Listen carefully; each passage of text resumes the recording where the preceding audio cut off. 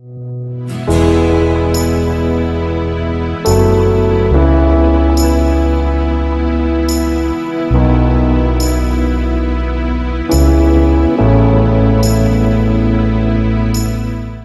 YouTube, it's Ewan Jones. I'm joined today by Mike Buchanan, head of the political party Justice for Men and Boys. And so Justice for Men and Boys is 5 years old as of this February. So congratulations, Mike, for for the 5th anniversary of your political party. And so how's it going anyway? How are you today? Yeah, I'm very good, thank you. I'm very good. Yep, so it's been 5 years since we launched the party, February 2013. And I was convinced at the time when we launched it that plenty of people would form parties all around the world quite quickly after we did. And 5 years on, nobody has, which is a bit disappointing, particularly in countries where they have proportional representation, for example, Australia, where I think, parties that don't have to suffer the first past the post system could make an impact at the polls. Shall I explain perhaps something about how I came to? So why do you think that in other countries across the world that this hasn't happened? That we haven't seen, an increase in the number of parties that represent the interests of men and boys? I guess in part because there's a realization that public understanding of men's issues, while those in, if you like, the men's rights bubbles, I think have a tremendous understanding of gender politics, men's issues, and so on. I think the general public, it's got to be said, don't have much of an understanding. Of course, more and more people are, if you like, coming into the fold all the time. But in terms of making a big impact at the polls, that's probably a little way off. And in terms of getting, getting politicians elected, that's probably going to happen first of all in countries which have proportional representation, which is why I keep hoping that Australia will do it. But some countries also have some quite serious hurdles to forming a party. In the UK, we're very lucky. When we formed it, we only had to have two party officials, a leader and a treasurer. And £150, and that's it. You have your party. It's as simple as that. Whereas in Australia, I think you need to get thousands of signatures and so on, and it's all it's all harder work in some other countries. Okay, sure. So tell me about how it started. What was what was going on beforehand, and what led you to creating your own political party? Okay, well, in February 2012, I guess, give or take a month or so, I launched something that's still going, the Campaign for Merit in Business, J4MB.wordpress.com. And the reason I launched that was to fight against the government's and, in fact, businesses' initiatives to increase the proportion of women on corporate boards. So in 2012, there are already 5 longitudinal studies from Norway, Germany, and the United States, which showed this relationship, a causal link between more women on boards and corporate financial decline. But at the time, the received wisdom, if you like, and certainly the government's initiatives, were all around increasing women on boards because it was believed that that would lead to financial improvement. And in fact, if you look at performance versus women on board, versus gender diversity on boards, there is a correlation. And that correlation, for a great many years, has been misrepresented as causation. But the only way that you can find out if there's a causal link between more women on boards and financial performance is through longitudinal studies. And those studies all say the same thing. And 6 years on, I'm not aware of any longitudinal studies that says that more women on boards leads to improvement. So I presented that to a House of Commons inquiry in late 2012, along with and on the same panel was Steve Moxon and Dr. Catherine Hackim, the sociologist who in the year 2000 published a paper on what she called preference theory, and she found out that in the UK, as in some other countries, while 4 in 7 British men are work-centred, only 1 in 7 British women is.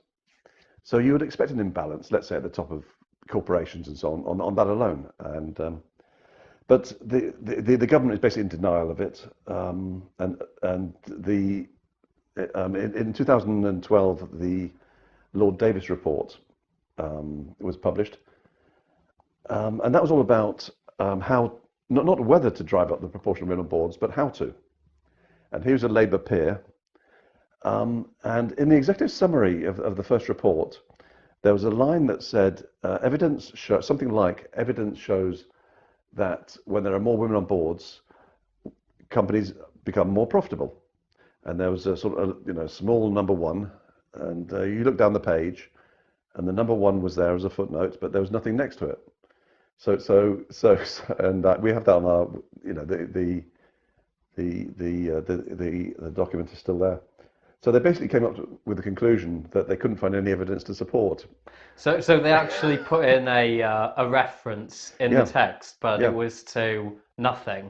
Yeah, it was the executives, the first reference in the executive summary. So the first reference in the report. So I mean that says a lot about laziness apart from anything, but really quite astonishing. But they would have put evidence in if there was any. But we know from a House of Lords inquiry earlier in the year that we made a written submission to. One of the people giving oral submissions was Professor Susan Vinicum of Cranfield University, and she has been for the best part of 20 years, I would think, the leading academic proponent of more women on boards in the world. Lord Fern asked her during this inquiry if she had evidence of a causal link with improved performance. And she waffled and she went around the houses. But the long and the short of it is that she said, no, we have no evidence of it. And we've abandoned that line of argument. And she also said that Catalyst, which is a radical feminist organization in New York, had also abandoned that line of argument. But yeah, so anyway, I spent a lot of time trying to engage major companies, and say, look, the thing you're doing here, driving women onto your boards, appointing women that you didn't want to appoint, is going to damage you financially. They simply wouldn't engage. So after 12 months in early 2013, I thought, what on earth do you do? I'm not going to. Why would I spend my time unpaid trying to save the FTSE 100 from their own stupidity? When they aren't interested in doing it. So I thought, well, I'll do something interesting. I think I'll launch a party, and we'll this is So women on boards is now probably just about the least important thing of the 20 areas that we campaign on. In terms of other issues to do with feminism, were you aware of them?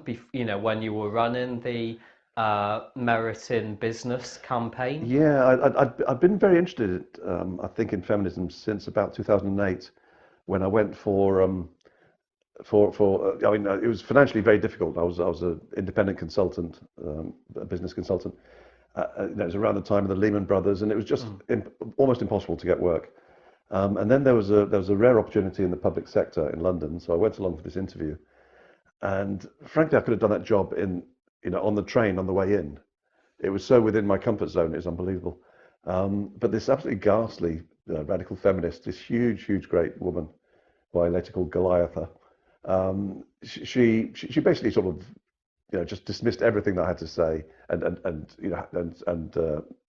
I was out the office in 5 minutes. So I spoke to the agency, the interim agency which had sent me, and the guy apologized. First of all, he had to say, look, I'll call you back later. And then he went to his car because he couldn't say this in the open office. He said, I'm awfully sorry, he said, but we have to send people along so that these women get their numbers, so that they can show they've interviewed men. And he said, this particular woman is a well-known radical feminist.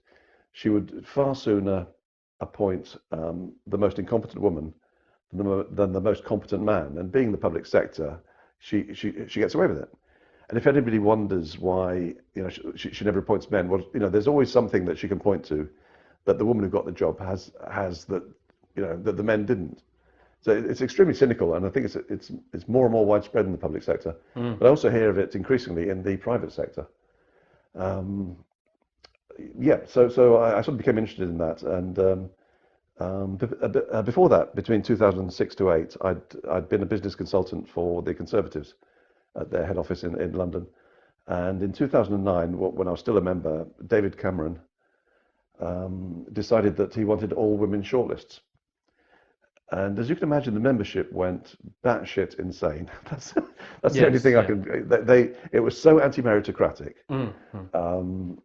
I mean, at that point, Labour had them, but the idea that the Conservatives would. So it was dropped fairly quickly. Although other methods have been used to get more female MPs. Um, and we actually know from a woman who was chairman of the party in 2007, I think it was when I was there, Caroline Spellman, that men outnumbered women 10 to 1 in applying to become prospective parliamentary candidates. Um, so, by any measure, women are at 25% or so. Women are overrepresented as MPs because so few women want to go to that line of work. Yeah. So after 12 months of beating my head against a brick wall with Campaign for Merit in Business, I thought let's launch a party.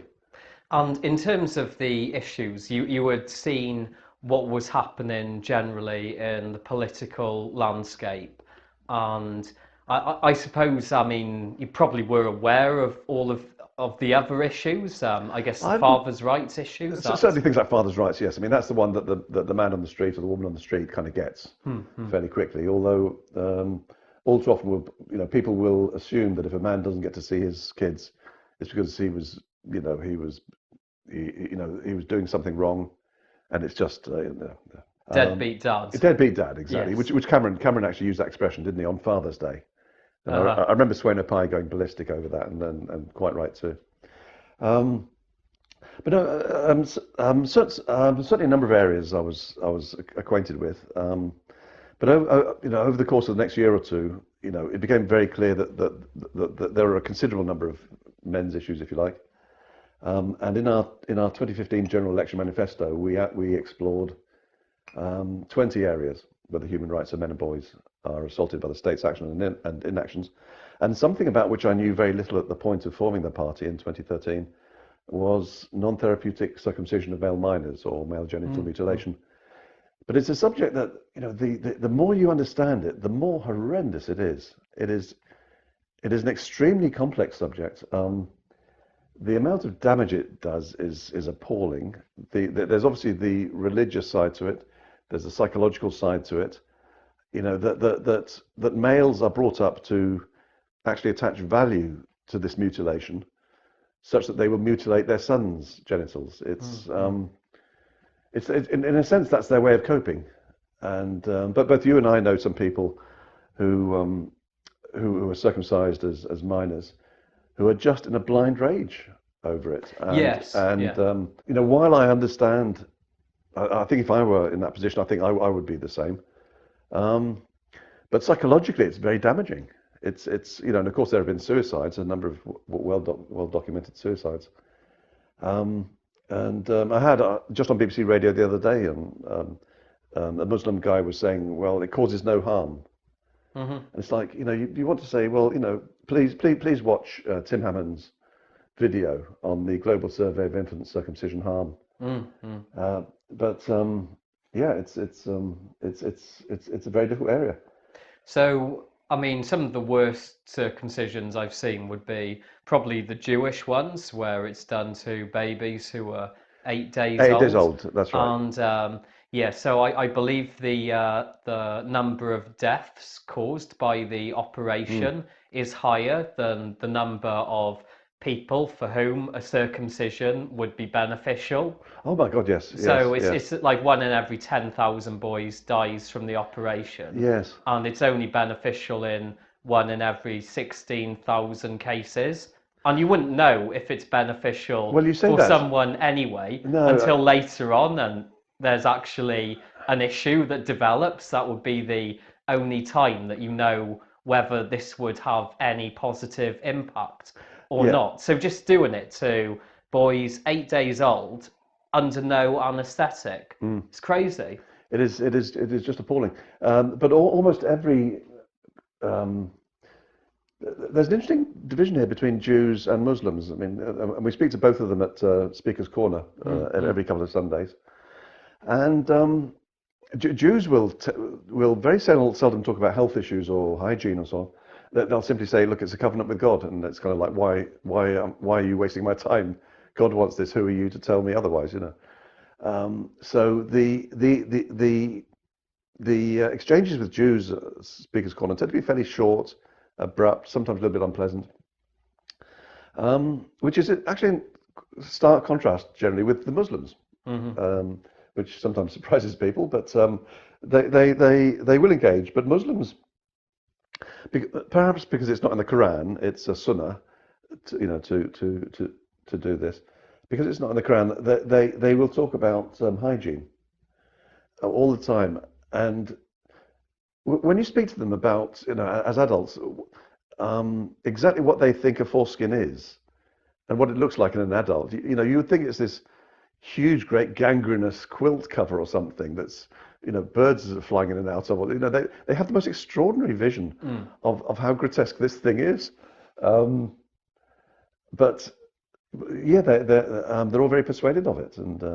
But I'm hoping that, I shall be in the High Court in July, 10 days before the conference, in connection with my obstruction, because you were there, of course, you were sort of filming me. Oh, yes. In June 2016. Thanks very much for that. Otherwise, we wouldn't. In fact, the CPS have had to rely on your footage as well, because they didn't have any decent footage of their own. Sure. Which is a bit ironic, but there we go. So I'm appealing to the High Court in the Strand. So that's going to happen. I'm also still hoping to bring a private prosecution against Dr. Joseph Spitzer, who works in Stamford Hill and has claimed to have carried out thousands of circumcisions. And we're hoping also that there'll be a prosecution of Dr. Balvinder Mehat in Nottingham in the coming months. Which is, I can't talk too much about that case, but it would be the perfect case to bring a prosecution. He was actually arrested, as were the boy's paternal grandparents, on suspicion of causing or abetting the causing of grievous bodily harm with intent. I think about 6 or 8 months ago, and the maximum sentence for that is life imprisonment.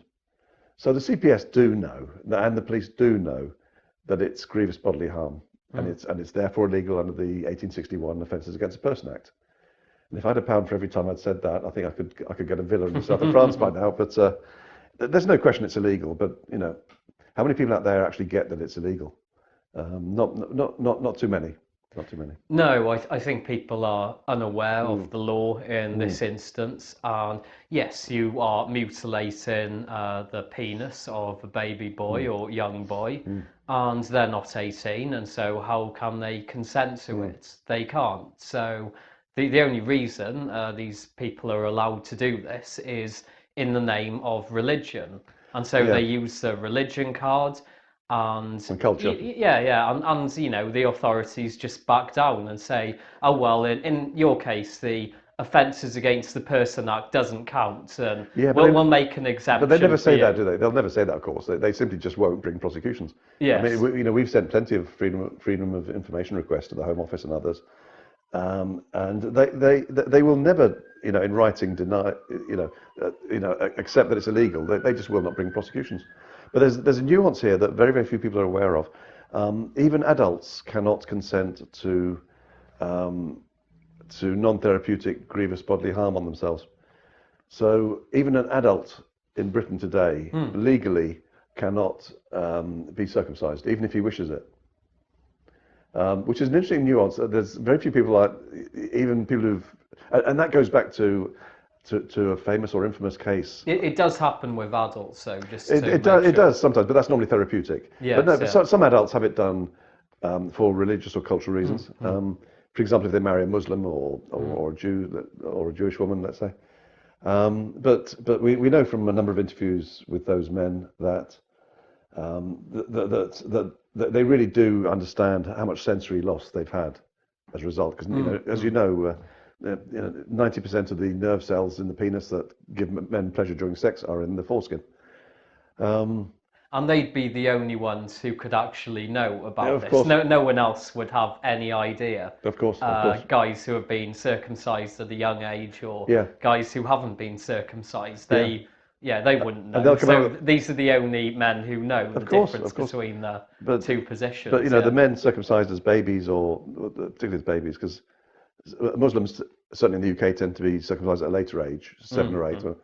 But no, men circumcised as babies will say things like, "Well, I don't remember it." I was like, "Do you remember much from when you were 8 days old? Yeah. Tell us what was on the telly." It's kind of like, but of course, it's all defense mechanisms because people don't want to go through life angry and angry at their parents, bitter, so even let's say cultural Jews, I mean, atheistic Jews will typically have their boys circumcised all the same. It's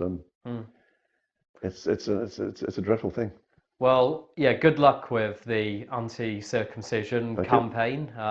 I've been helping you out with it, and it's You've been it's an absolute something that star. I Yeah. hope that Yeah. you know does. So time for an old speckled hen click. Nice one, cheers. I hope that it is something that a law that we can start enforcing as opposed to get changed. Just start enforcing the law because it's right there in our It is there. constitution. It is there. Yeah. And yeah, just go down the same path as Iceland because they've banned it. And Well, no, they haven't. It's still being discussed. oh, I thought they had fully banned it. No, But, there have been some reports that they have, but to the best of my knowledge, right. I'll have to check before you post this on YouTube. Okay. But no, I think you'll hear about it the day that it is. But I'm hearing differing reports about whether it's likely to be successful. I mean, there's only 65 or 68, something like that, MPs in Iceland, and they have the opportunity to really make history here. And I've had an email exchange with the MP who's behind this, a typically unpronounceable Icelandic name, Right. Yeah. Silja something or other. Okay. And I hope it goes ahead. And so and the other thing that they will need to do, of course, is to make it illegal for anyone to take their kids abroad, to take their sons abroad for circumcision, because I think that's what's been happening in recent years in Iceland. Okay. Yeah. Muslims and Jews have gone to to countries where they can have it carried out. And of course, in the UK, we've had since 1985, what's that, 33 years now, the FGM Act, and that was later amended to make illegal taking your daughter or taking a girl abroad for FGM, which is perfectly reasonable. But they'd have to do that. I mean, there's no point saying it's illegal on Icelandic soil, because then you're just saying, well, just spend £100 to go to London on Iceland Air or something, and then you can get around the law. So yes, as a way of actually enforcing it and making sure that these particular religious communities pay heed to the law. It's essential that is done. So and frankly, if Iceland's Jews, Muslims leave, well, I guess Iceland will carry on somehow, won't it? Yes, exactly. I'm sure they'll manage. So there we are.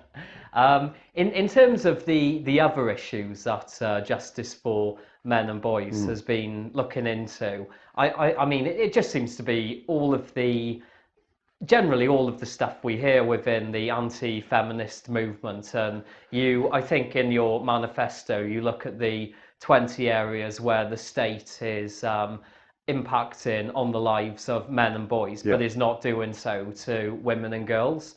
Yeah, and it's almost, I mean, it's a state through its actions and inactions.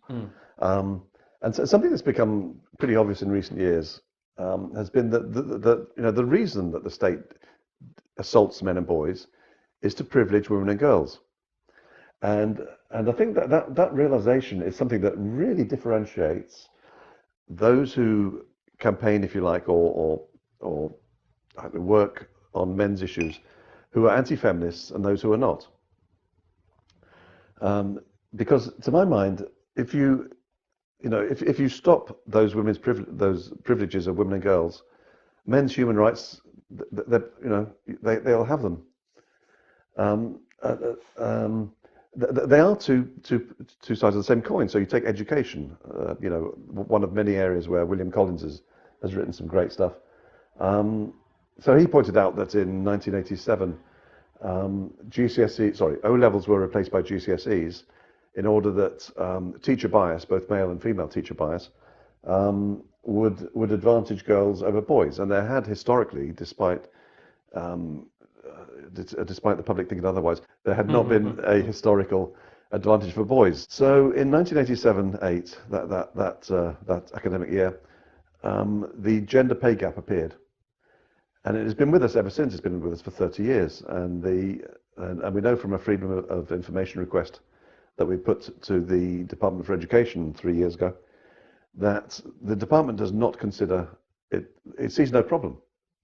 But given at the time Nicky Morgan, who was also Minister for Women and Equalities, a radical feminist, was in charge of the department, I don't think we should be too surprised at that.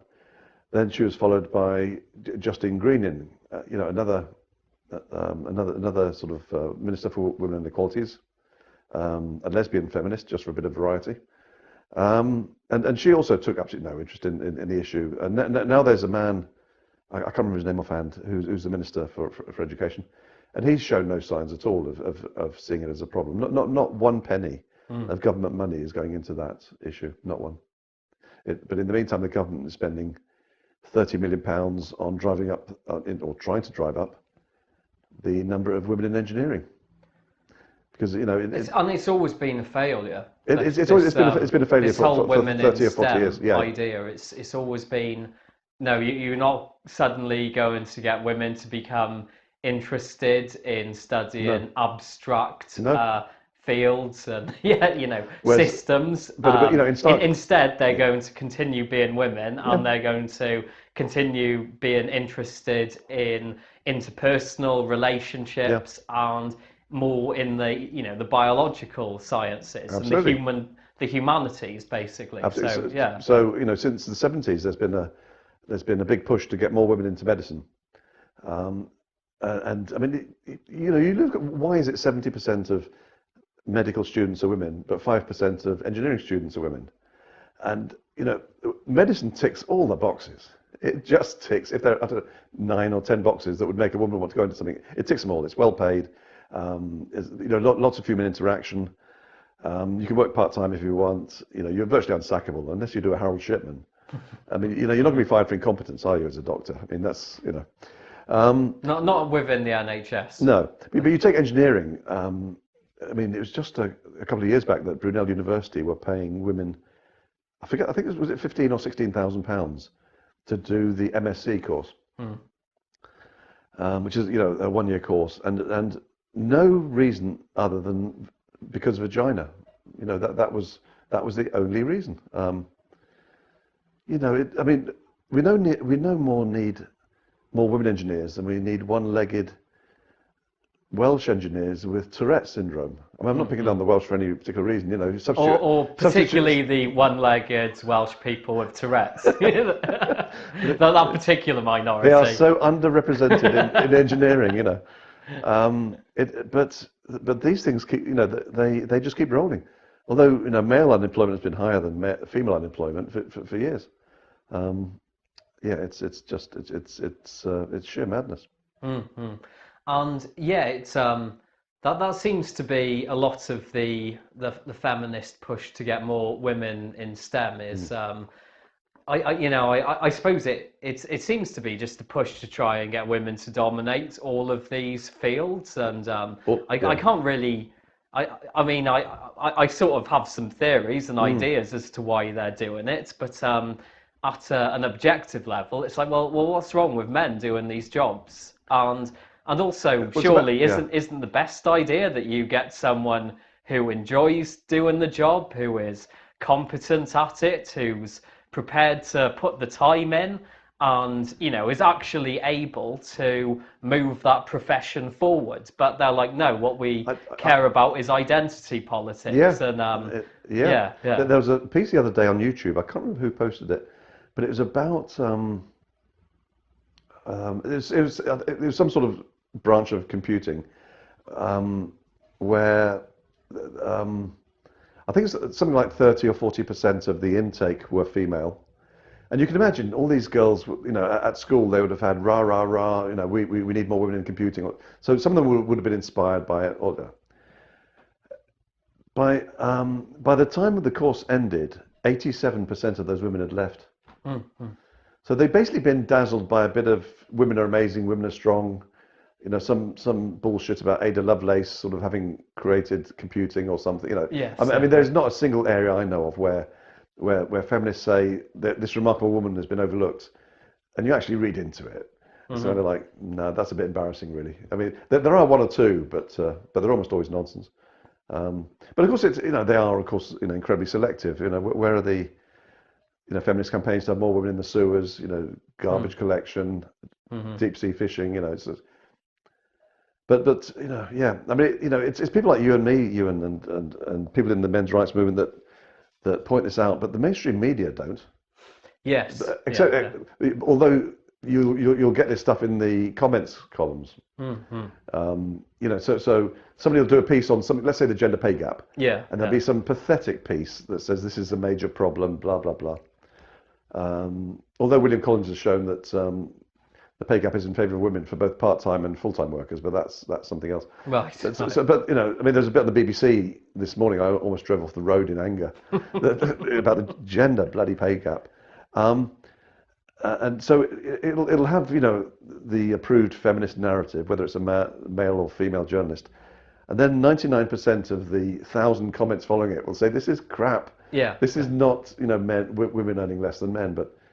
Yeah. The amazing bit there is that they've actually got 1,000 people following that particular story. That's the well, yeah. That's the one standout feature for me, which is like, well, why are people still listening to the BBC or the mainstream media if they're just going to talk nothing but crap all day long? It is astonishing, yeah. But I mean, just with that, I find it so stupid and offensive and annoying because it is just this ridiculous, naive way of looking at the workplace that doesn't take into account anything that you actually face when you go to work. No. The fact that it is about competence, that it is it's about turning up on time and looking presentable when you do. Ambition, and you go back to Catherine Hackham's preference theory. Women don't want these jobs. They don't want to go into engineering. They don't want to be the boss of HSBC. Sure. They don't want to work 80 hours a week, competing with men. That's not what they want to do. Yeah, there are a few, but they've always been in the tiny minority. And I guess it's wanting to work either close to home or going where the demand is. If there's demand for people to work over in another town, then you're commuting to there. And you get paid more money for doing that. You do. Who would have thought? I know. Well, exactly. Well, it's kind of, it goes back to sort of medicine versus engineering. Women, should who go into medicine, they'll almost certainly find work in there wherever they live or within a very short commute. Engineering, it'll be like Libya. Sorry, you want me to go to Libya? That doesn't fit in with my social life at all, to be honest. And in fact, I think I'm right in saying that most women who graduate in engineering don't actually ever go into the profession. And of the ones that do and have children, they quit the profession the minute they have their first kid. Right. Yeah. It's and yet we must keep spending more millions of taxpayers' money pushing water uphill with a stick, because eventually it'll succeed. Eventually we'll manage to turn women into men. And that'll obviously be a great day when that happens. Well, it'll help, of course, if men become women and want to be staying at home with babies, which not many do. Let's be honest. And their partners don't want them to either, do they? No, I mean the whole feminist project is a denial of human nature, of course. Yes, I could go on all day about that particular one. I mean, as far as I'm concerned, in my own life, basically it was from listening to, I'd say some of the podcasts by people like Stefan Molyneux that I found out more about how the workplace actually works, and what I was hearing from him was actually reflecting my reality of being in the workplace. Everyone's reality, and pretty soon after that, I dropped my long-term job in the Right. public sector, Yeah. and I just started doing the cost benefit analysis of where would be the best place for me. Yes. And Yes. Yeah. since then, my the amount of money I've been making has gone up, and I now have a far better situation Right. at work. So I think an actual focus on the reality of the workplace Yeah. is really important. And feminism just gets rid of all of I that. don't know how people don't go crazy, particularly in the public sector, with the social engineering that's going on. Of course, I mean, 2/3 of public sector workers are women, of course, Yes. and once they get into positions of power or influence, they will preference women every time. Um, yeah, there's a guy who works in. He's a very good supporter who works in a bank in London, and he is I think slowly being driven mad by he's an independent, a bit like yourself. He's sort of got out, but just the stuff that comes by him. I mean, senior people will say in meetings that we need to harness women's exceptional powers of and inside he's screaming. Right. And we had half an hour chat a couple of weeks back. He said, I just can't go on. I can't do this anymore. But he's paid very, very well. And I said, it's kind of like, look on it as, as being paid well for suffering this stuff. I'm glad I'm not in corporate life anymore. I couldn't take it. I would just walk out, I must say. Right, yeah. I mean, it is present, a lot of the encroaching social justice and feminist movement. It's they're trying to kind of hammer it down, hammer these nails down harder and harder, and it's harder to avoid it all. It's just everywhere. It is, Ewan. But the private sector has mounted no resistance. I mean, I couldn't get a single FTSE 100 company interested in the fact that what they were doing with this batshit insane initiative was actually going to harm them. And that's an interesting link to the whole James Damore situation. Yes. I wanted to The get Google your guy. take on that as well. Yeah, well, I mean, I don't think a single sentence that he wrote was wrong, was it? It was all accurate. It was just, it just offended the social justice warriors, and no, poor guy. Yeah, so he's trying to sue them, I think, isn't he? Yes. So I mean, being Google, I hope he comes away with $1 billion. And they're being sued by feminists as well at the same time. So it's on what quite grounds? satisfying because it's the whole, identity politics, and you're now getting, well, we've offended this group, but we've also offended this group over here. Yeah. And I suppose it kind of leads down that route. Indeed. Well, I've got to say, you would be tempted if you were going to launch one of these amazing companies to just have a strict policy on not hiring women. I mean, wouldn't you? It's not illegal to not hire women. You can come up with some. I don't know. It's just if you were running Google, you mean? No, yeah, a private concern. What you mean at the moment because of the draconian feminist policies? Yeah, just the amount of time and energy that in companies must be going into this bloody nonsense, and for what? To try and deliver something that will harm the results. It is so anti-capitalist. It's off the scale. I guess my issue with this is that I don't think there will be any need to have kind of any identity politics, particular policy at work. My ideal would be just to do away with the whole thing and to say, oh well, we'll hire whoever we think is best for the job. Well, that's crazy talk there. Yeah. That's but you'd have women who say, I was in a room with Fred 30 years ago and he did such and such, and that's a massive issue now, isn't it? It is, but how are you going to get around that? I mean, it's incredibly toxic. Well, it's become worse because of the Me Too and Time's Up movement. And I was in London a few weeks ago. And I saw the International Women's Day March, which could have been a nice event, except it was hijacked by militant feminists, and obviously Sadiq Khan was there. The mayor of London. Yes, and the mayor, not the mayor. and they had a number of other A-list celebrities. You know, they spared no expenses. They had Biffy Clyro doing rock music. Right. They had some top pop acts as well. Right. And all of these, you know, A-list stars, and all of this, you know, millions of pounds of money spent, and less than 2,000 people came, and they were just delivering the radical feminist, all of the standard mantras that we hear. Yeah. And I was speaking to one woman there, and it was about this whole Me Too, Time's Up campaign. And I mean, she was just giving it the standard feminist rhetoric of, oh, well, no woman should expect to be abused, or, you know, should expect to face harassment when she's at work or in any aspect of her life. And, you know, I was saying, well, actually, I don't agree with that, because you're talking about low-level harassment, and everyone faces that. Everyone faces adversity.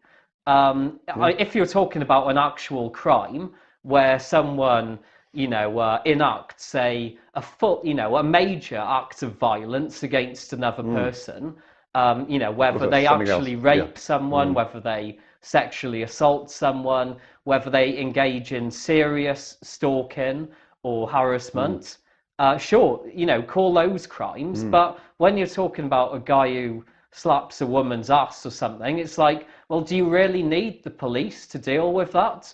Do you really need to go to your manager and for the manager to then enforce sanctions against this worker, possibly get them fired? Or can you not deal with that yourself? Well, that's the entire point, isn't it? It's you know, women don't like having moral agency. They want the world to be created such that you know, that they never face anxiety or opposition. But it goes. I mean, to a much lower level than that. I mean, feminists consider an unsolicited request for a date as sexual harassment. You know, but you know, given what something like 25% of marriages and so on are between people who met at work. And it's always the man who has to make the first move, isn't it? Yeah. Because men have moral agency and women don't. So it's just it's toxic, and it's going to get so much worse. And I guess you know, I'm I'm sort of in my 30s now. You're a little bit older than me, so going back into the past, you know, before 2013, I would say back then, for, you know, a long period of my life, there was this idea that you know, if a woman faced some guy, some sleazeball who was coming on to her, and she just tells him to go do one, that was considered a good thing, as in she was standing up for herself, she overcame some adversity, and she kind of proved herself as an adult. But that no longer exists anymore, because it seems that women aren't adults anymore. Now they're children. Exactly it. That's exactly it. It's a whole moral agency thing. It's you take Laura Bloody Bates of the Everyday Whining Project. She basically wants the world to be changed so that she is never anxious. She and her kind are never anxious. Whether she had a very sort of overindulgent father, I don't know. I'd like to meet him one day. But no, it is a failure to launch. I mean, you take women like Julia Hartley-Brewer. Was it Michael Fallon, the cabinet minister, who was fired in part because he possibly touched a knee of a woman, you know, who wasn't his wife, and I think there was a suggestion that he might have come onto her at some, and she said something like, "Do that again, and I'll punch your lights out," or something like that. Now that's not a great response, I know, but it was being an adult and saying, you know, I will take responsibility for myself. But of course, it's easier not to grow up, isn't it? And we have a generation snowflake that basically wants to live in the world and get all the benefits as adults without actually taking any damn responsibility for themselves. It's shocking. And it just seems like it's an awful lot of eggshells that me and you and the rest of the men will have to walk on to Well, you and I don't walk ensure that you we and I don't walk on don't. eggshells, do we? No, no, not We really. sort of jump up and down on them, to be fair. And after time, it becomes quite fun, doesn't it, to hear that crunching? Yeah, Yes, so that's the whole Me Too yeah, movement. yeah. Yeah, this complete disgrace of a social movement that has apparently become embedded in our culture. It has. And I mean, we've heard about ABC News, I believe that's the news broadcaster in the US. Right. So they're enforcing rules against hugging whilst at work Right. between the genders. So, if you're a female staff member and a male staff member, Right. you're not allowed to hug. But same-sex hugging is okay, or Yeah, they're okay with that. I wouldn't be too keen on same-sex hugging. I must be honest. Right. I go straight to the human remains and complain about it. I see, yeah. And they want workers to inform on each other Yeah. if they believe they're having an affair. It is part of that. It is part. Yeah. Yeah. Inter-office romance, yeah. Yeah, but there's going to be an awful lot more cat ladies, aren't there? I mean, if these women don't get partners at work, where are they? Exactly where are they going to get them from? I see that as being one of the major. I suppose one of the major things that's happening from the feminist movement is that you're just going to end up with a lot more people growing old alone, and generally as part of a culture that's in decline. Yeah. Yeah. I see it with some women, because of my kids, I know some young women in sort of like their early to mid-30s who a generation or two back would have been married and had the first kid or two. And these are beautiful women I mean, some of them are very funny, great personalities. They cannot find a partner. Mm-hmm. And these are just, a generation or two back, there would have been 5 or 6 men just queuing up, but they cannot. And of course, the thing they want, I mean, women have taken so many of the professional jobs today that they've, that cohort of professional men who they, associate with, has declined hugely. So there isn't the pond, if you like, of men. And being hypergamous, they will not want partners who earn less themselves. So.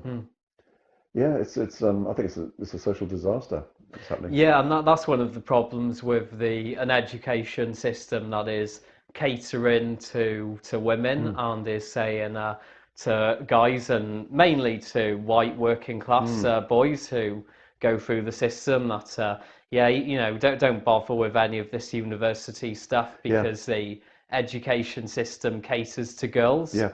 Yes, yeah. No, it is a huge attack on the working class man, isn't it, all this?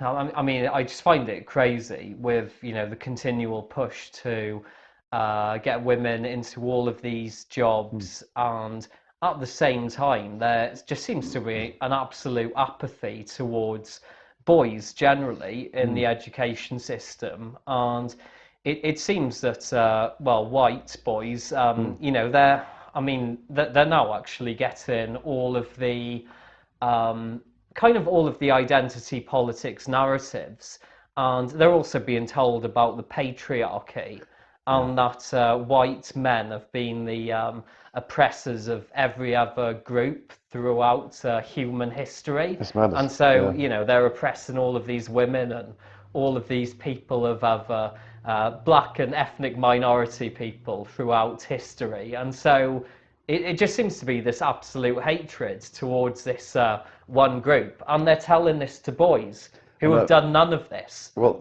so it's utterly vindictive. Well, the class of pupils that are doing the worst and have done for years is white working class boys, and nobody takes a blind bit of interest. It's just, you can't help but realise that that's what they want. They want them to fail. They want white males, to fail because we are the source of everything that's ever gone wrong with the world.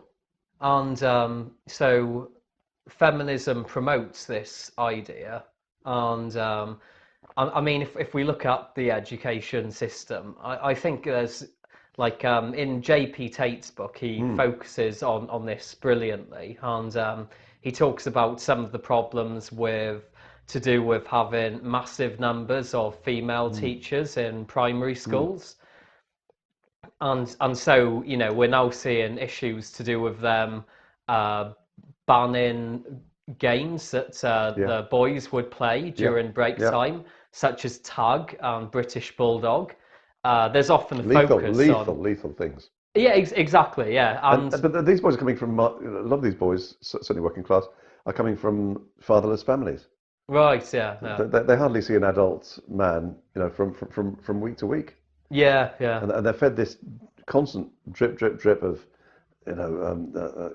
boys are appalling, men are appalling, and they internalize it. Yeah. Yeah. And there's a very good piece. And so there's no healthy outlet for their energy. Then. No. There's a very good piece. There's a couple of interviews. I think we've had 2 parts out of 3 so far with Paul Elam interviewing Warren Farrell on his book The Boy Crisis, which is just about to come out. And he points to a common link in the mass shootings in America. Almost without exception, the boys or men who've carried those out have not had active fathers in their lives. Even the guy who wiped out a huge number in Las Vegas, again, no father figure. Right. And it's a shocking correlation between fatherlessness and dysfunctional behaviour. You know, but it's not just that, but you know, you take life outcomes in education, drugs, everything. It's suicide. It's very damaging. But I mean, and you got to say not just for boys, but for girls. I mean, I was struck in about 4 years ago. I was with Swain at Durham University, and we had a debate with the lovely Julie Bindel and a strange woman by the name of Cynthia Gallup, I recall. I don't know her. One of the strangest women. Yeah. But we were in the bar afterwards, and a number of women came up to Swain and myself, students, female students, saying that they were feminists. Every single one volunteered that they didn't have a father in their lives. And you wonder how many of them were alienated against their fathers. How many of them to this day don't know the true story of why their father left and all this kind of thing. And of course it's difficult for a woman like that to form a healthy relationship, with an adult man. It's cancerous. It really is cancer. Because I almost wore my feminism is cancer shirt today, but I thought, no, that might be over the top. Because they've had no relationship with a father figure, indeed, or any other male, particularly when they were growing up. Well, exactly. So I mean, that's the bridge to a healthy relationship with men in future life. Yeah, and so it's creating that division as well, and also I just say feminism stokes this through the education system, and I mean, there's the expectation quite often by the female primary school teachers and then secondary school teachers that the boys in class will behave like the girls. That they will be, sweet and organised, and will put glitter on their essays after they're done, and all of these other things that girls will often do. And it's like, no, that's not kind of the way that boys work. They've got a lot more energy than that, and there is a need to try and channel their energy positively. So there is a need for them to get out and play sports, there absolutely is, and it's been a while since I've looked into this area, but something like 25. I think I'm right in saying something like 25% of schoolboys, youngest schoolboys, are diagnosed with ADHD. So some of them are being put on drugs for it, and so on. But schools get money for kids on these drugs, so they have an incentive to get a diagnosis. It's just normal male behaviour. It is. It's like the ADHD checklist is things like blurting out the answers to questions, unable to sit still in class, fidgeting. owning a penis. Yeah. May as well I mean, just, it's, let's forget the it's other like, question. seriously. Does he have a penis? In that case, here's your, here's your drugs. No, you're right. It's the and it's happened within a generation or two that the default model of perfection is the female, isn't it? I mean, when I was, I'm 60, but when I was a teenager or so, call it close to half a century ago, the society's respect was generally towards men of a certain age. Now that I've got to that certain age, I find out I'm the village idiot because the respect is towards or attention towards women like Laura Bloody Bates. I mean, these vacuous, narcissistic little shits who just get media coverage that's really quite extraordinary, and the lack of journalists with any spine. I mean, I can think of Rod Liddell is quite good sometimes. James Dellingpole, Quentin Letts. I'm struggling. So mainly people who work for The Spectator, and then Yes. one or two others, I guess. Yeah. Yeah, not the New Science, not New Science, New Statesman. Not The Guardian. But even then, I mean, the Spectator. My God, they have articles by Julie Burchill, Julie Bindel. I get the Times. I subscribe to the Times. Every bloody day, there's articles by feminist columnists in it. Caitlin Moron, or Caitlin Moran, she might be known by some people. Sure. She must get the equivalent of 6 or 7 pages a week. Yeah. There isn't, to the best of my knowledge, an anti-feminist journalist in the mainstream media globally. There's Peter Lloyd, but yes. But we don't hear much of him. Martin Daubney. Yes, yeah. But you won't see Martin. I mean, Martin Daubney, he kind of went more down the, I don't want to, say anything too harsh about the feminist line, it seems. Well, he's very much in the Glenn Poole, Ali Fogg camp, isn't he? So right. And I mean, we touched on kind of. I mean, he's going into the mainstream media's box of we'll pay lip service to men's issues, but we're not going to pose a serious threat to feminism and that movement. Yeah. And it could be. I don't know that if people like Martin really came out against feminism and were critical of it, they'd probably never work again. Yes. So I can't help but be sympathetic towards people who have to put food on the table. But it's a depressing situation. So I hear there's a conference happening this year, 2018. There is, and it's going to be in the UK, and it's going to look at men's issues. It is. It's the 4th International Conference on Men's Issues, being held in London. We can't say exactly where at the moment, and we shall only be revealing that to ticket holders shortly before the event. Because we were going to have the conference at St Andrew's Stadium in Birmingham, the home of Birmingham City Football Club. But following an absolutely outrageous hit piece by a football blogger, the club terminated the contract without any legal right to do so. So I can't say too much about the case, but we recently came to an out-of-court settlement with the club, and we shall now be hosting it, as I say, in London. The tickets are on sale until midnight on the 31st of March. So I'm very much hoping that you'll be able to get this video out before then. Yes, that'll happen. Which would be good. I think to be honest, I think the tickets will sell out before then. We sold them out in 2016. And we have a very good lineup. Shall I take you through the lineup quickly? Go for it. Yeah.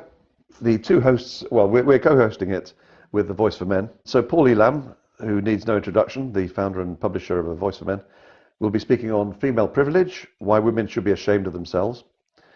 And I shall be speaking on the topic, men's and boys' human rights violations will end when female privilege ends. So we've got a kind of privilege theme going there, Paul and I. Okay, we come to the first of the lady speakers, Belinda Brown. She'll be speaking on From the Flawed Concept of Toxic Masculinity to Responsive Masculinity. Have some more beer. More beer is the answer, isn't it, when you're stumbling over your words? Rethinking how we conceptualize men. So what beer are you drinking, Mike? I'm glad you asked. It's Breakspear's Oxford Gold. Nice. Yeah, brewed especially for men. Excellent. It's like the beer equivalent of Yorkies, chocolate bars. It's made for men. Yeah. And then we have William Collins, who'll be speaking on Men and Boys in the UK, edited Lowlights. And he runs a very important blog, the Illustrated Empathy Gap, mra-uk.co.uk. And to my mind, he's the foremost blogger in the world on individual men's issues. Janice Fiamengo, professor at the Department of English at Ottawa University. The Demonisation of Young Men, Campus Sexual Misconduct Tribunals. And then we come to our first cleric that we've ever had at an international conference on men's issues, the Reverend Jules Gomes, the rebel priest. He'll be speaking on Singing in the Ruins, how feminists have destroyed the Church of England beyond repair. And you can imagine how pleased I was with that talk title. We had, as you'll remember from 2016, we had Mark Pearson speaking about his experiences. And this time we have a guy called Patrick Graham. We'll be talking about sex offence fantasists and their police enablers. And he's basically a survivor of the ongoing plague of false rape allegations and historic sex abuse. And he's a moderator on accused.me.uk. Then we have Dr. Geoffrey Ketland, who will be speaking on a feminist witch hunt at Oxford University. And he was basically the victim of a female borderline personality disorder stalker for over 2 years and hounded out of his job. He and his family hounded out of their home. Anil Kumar, who's at every conference so far, and I expect he will be going into the future. His talk title we've just announced online, but I don't have it here, unfortunately. Nick Langford will be speaking on an exercise in utter futility, how feminism, falsehood and myth changed the landscape of family law. Ian McNichol. Now, Ian McNichol was a victim of domestic violence at the hands of his partner. And I saw him give a talk, I think 3 or 4 years ago, the annual Mankind Initiative conference. And most people in the audience were in tears. It's just an extraordinary story, so extremely moving. So he'll be talking about my journey from victim to survivor. Karen Strawn, well, again, someone who doesn't need any introduction.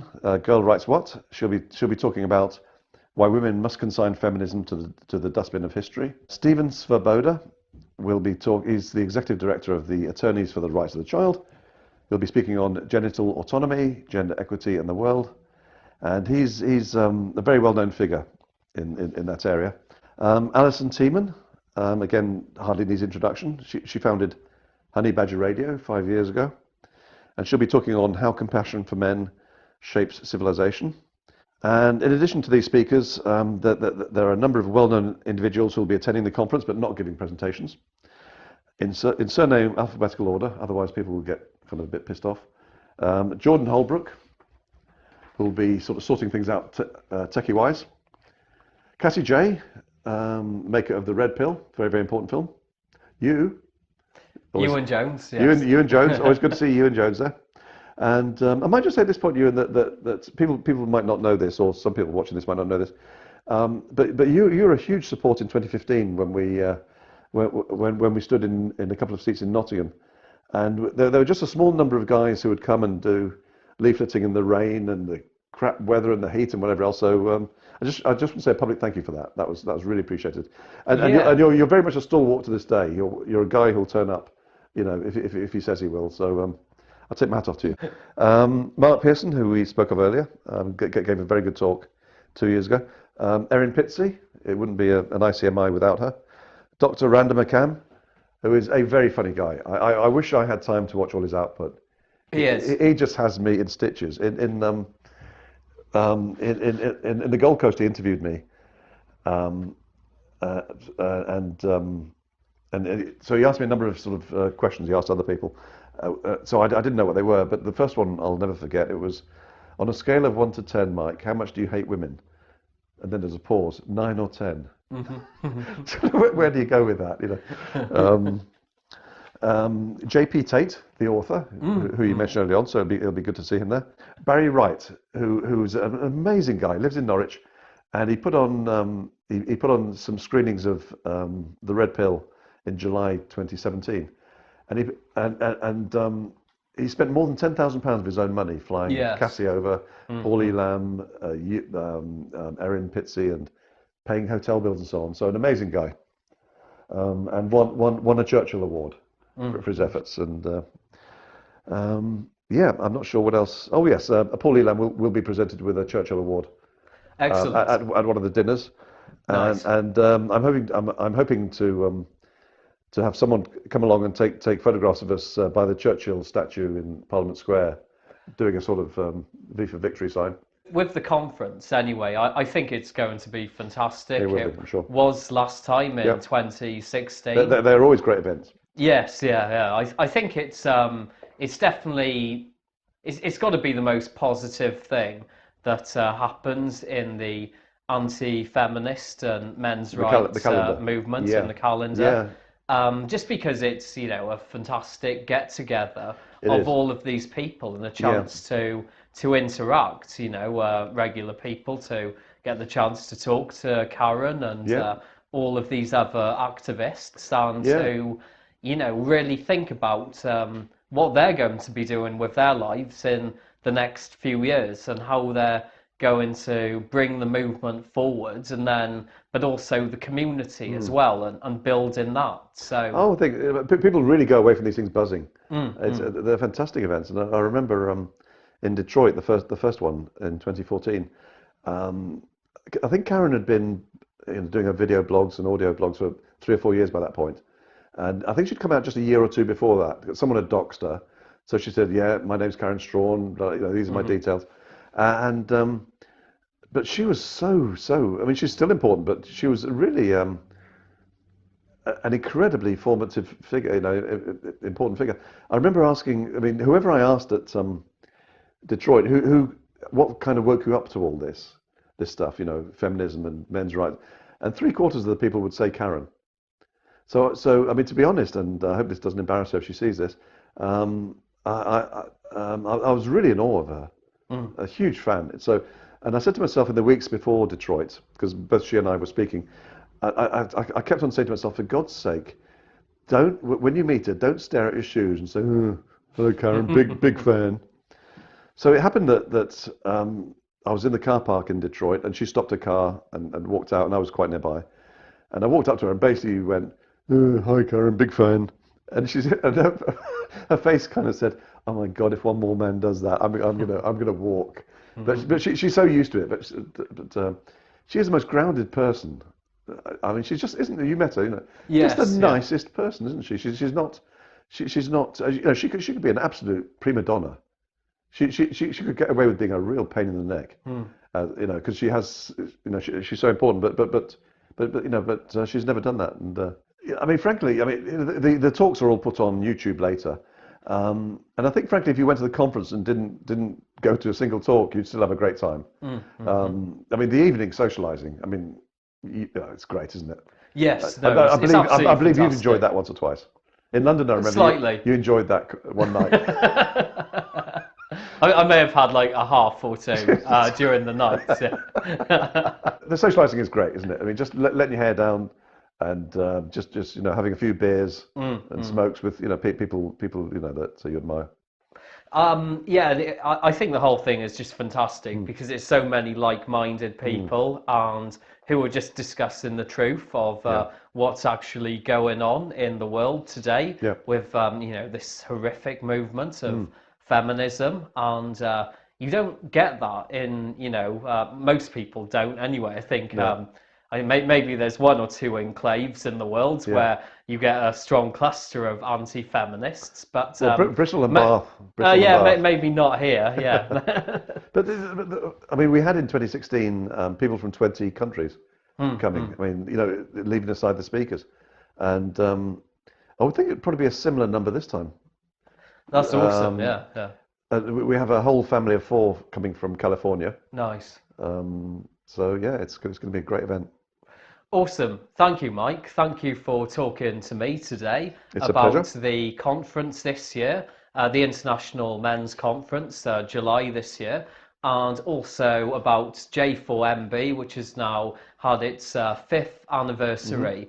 It's great work you do in the anti-feminist movement, and you're one of the major world figures in this movement who has moved it on. And yeah, you've done a lot of fantastic work. So I'd just like to say, well done. Thank you for what you've done. Ewan, and thank you likewise. The stuff you've been out there in all weathers and put so much work into this. And without people like you, we wouldn't have got half as far as we have. I've been talking to Mike Buchanan today. I hope you had a good time. I certainly did. I'll see you later.